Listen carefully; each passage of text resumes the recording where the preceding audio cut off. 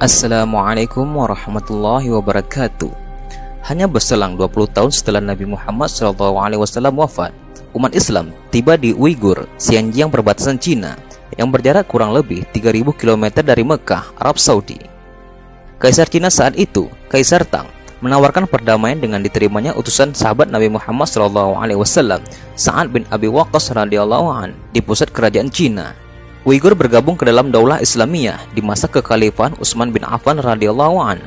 Dari Uighur inilah teknologi kertas berpindah dari Cina ke negeri-negeri Muslim, sehingga dimulailah penyusunan Mushaf Quran Utsmani.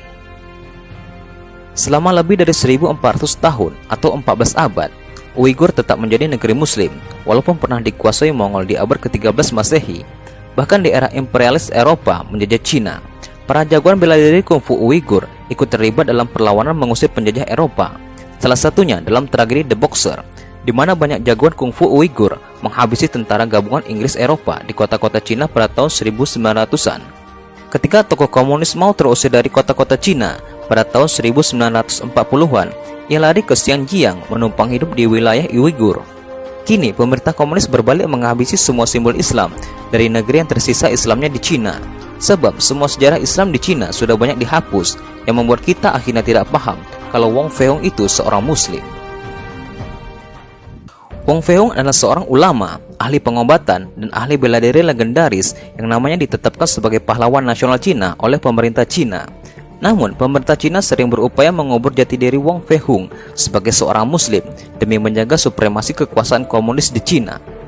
Menurut sejarah, Wong Fei Hung dilahirkan pada tahun 1847 di Guangdong dari keluarga Muslim yang taat. Nama Fei dari Wong Fei Hung merupakan dialek Canton untuk menyebut nama Arab Faiz, sementara nama Hung juga merupakan dialek Canton yang menyebut nama Arab Hussein. Jadi, apabila dibahasa Arabkan, namanya menjadi Faisal Hussein Wong. Ayahnya, Wong Kaiying, adalah seorang ulama dan tabib ahli pengobatan tradisional serta ahli bela diri tradisional Tiongkok. Ayahnya memiliki sebuah klinik pengobatan bernama Pao Chilan di Cantong, ibu kota Guangdong. Wong Kaiying merupakan ulama yang menguasai ilmu wushu tingkat tinggi. Ketinggian ilmu bela diri Wong Kaiying membuatnya dikenal sebagai salah satu dari 10 macan Guangdong. Posisi macan Guangdong ini di kemudian hari diwariskannya kepada Wong Fei Hung. Kombinasi antara pengetahuan ilmu pengobatan tradisional dan teknik bela diri, serta ditunjang oleh keluruhan budi pekerti sebagai seorang Muslim, membuat keluarga Wong sering turun tangan membantu orang-orang lemah dan tertindas pada masa itu. Dengan dasar kesejahteraan itulah, akhirnya masyarakat Guangdong sangat menghormati dan mengidolakan keluarga Wong. Pasien klinik keluarga Wong yang meminta bantuan pengobatan umumnya berasal dari kalangan miskin yang tidak mampu membayar biaya pengobatan. Walau begitu, keluarga Wong tetap membantu setiap pasien yang datang dengan sungguh-sungguh. Keluarga Wong tidak pernah pandang bulu dalam membantu, tanpa memperdulikan suku, ras, agama, semua orang dibantu tanpa pamrih. Wong Fei Hung mulai mengasah bakat bela dirinya sejak berguru pada Lu Ah Choi yang juga pernah menjadi guru ayahnya.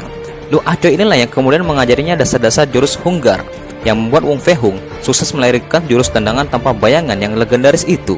Setelah berguru kepada Lu Ah Choi, kemudian Wong Fei Hung berguru kepada ayahnya sendiri hingga pada awal usia 20 tahunan. Ia telah menjadi ahli pengobatan dan bela diri terkemuka. Bahkan ia berhasil mengembangkannya menjadi lebih maju. Kemampuan bela dirinya semakin sulit ditandingi ketika ia berhasil membuat jurus baru yang sangat taktis namun efisien yang dinamakan jurus cakar macan dan jurus 9 pukulan khusus. Selain dengan tangan kosong, Wong Fei Hung juga mahir menggunakan berbagai macam senjata.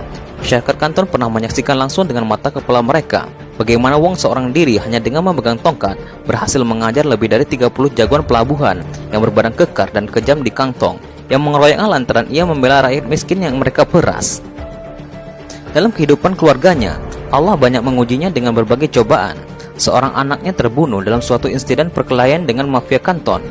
Wong Fei Hung 3 kali menikah karena istri-istrinya meninggal dalam usia pendek. Setelah istri ketiganya wafat, Wong Fei Hung memutuskan untuk hidup sendiri sampai kemudian ia bertemu dengan Mok Guilan.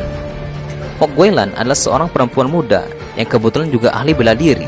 Mok kemudian menjadi pasangan hidupnya hingga akhir hayat. Mok Guilan turut mengajar bela diri pada kelas khusus perempuan di perguruan suaminya.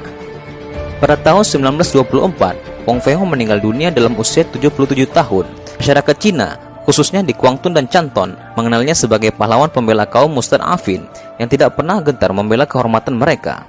Siapapun dan berapapun jumlah orang yang menindas orang miskin, akan dilawannya dengan segenap kekuatan dan keberanian yang ia miliki.